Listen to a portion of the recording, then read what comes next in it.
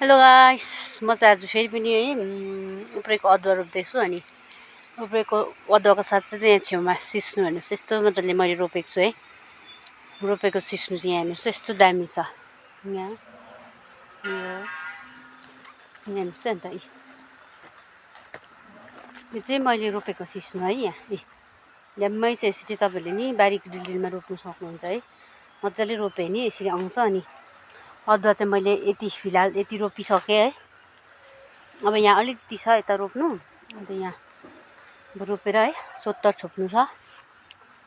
अनि तपाईँहरूलाई नि सिस्नु चाहियो भने मलाई भन्नुहोस् है, के कस्तो लाग्छ कमेन्टमा लेखिदिनुहोस् है। सिस्नु चाहिँ यहाँ हेर्नुहोस्, एकदमै दामी। यो चाहिँ बगान मैले रोपेको सिस्नु। यो चाहिँ यो बगान चाहिँ यता पनि छ है सिस्नु। अनि तपाईँहरूलाई मन पऱ्यो भने मलाई है तपाईँहरूले लानु सक्नुहुन्छ है सिस्नु। मलाई भन्नुहोस् तपाईँलाई चाहियो भने चाहिँ। तपाईँलाई के कस्तो लाग्छ कमेन्टमा लेखिदिनुहोस्। By by.